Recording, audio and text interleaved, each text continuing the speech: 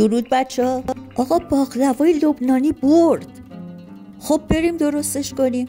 همونطور که دیدین قالب رو اول چرب کنید، خمیر رو روی سطح کار بذارید، قالب رو روش بذارید و به اندازه زیر قالب دور تا دور خمیر رو برش بزنید. بعد با قیچی اون قسمت‌های برش خورده رو کاملا میبریم کنار میذاریم.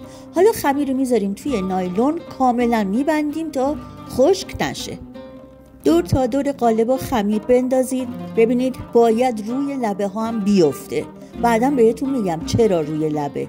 بعد اون قسمت هایی که بریده شده رو ببینید ما دور نمیندازیم، کنار نمیندازیم، میذاریم روی خمیر وسط قالب و لا بلا همینطور که توی تصویر میبینید روغن مایه میریزیم. البته مخلوط کره و روغن مایه باید باشه حتما.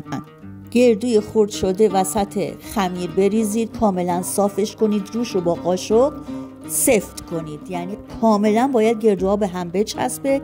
بعد اون خمیرهایی که کنار لبه ها بود برگردونید، روغن بزنید و دوباره خمیر بزنید.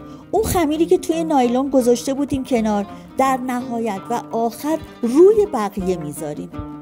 خمیر رو برش بزنید، حسابی روش روغن بریزید، تو فر گرم شده با دمای 200 درجه تا وقتی که زیر و روش طلایی بشه. بعد بیارید شربت بار بریزید و پودر پسته بپاشید.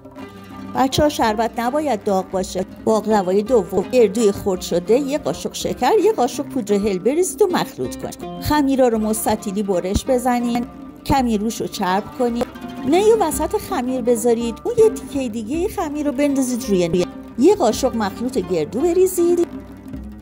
بعد خمیر رو لوله کنید، با 2 تا دست از 2 طرف خمیر رو به سمت وسط چروک بندازید. بعد بذارید کنار هم، باید کنار هم چسبیده باشه.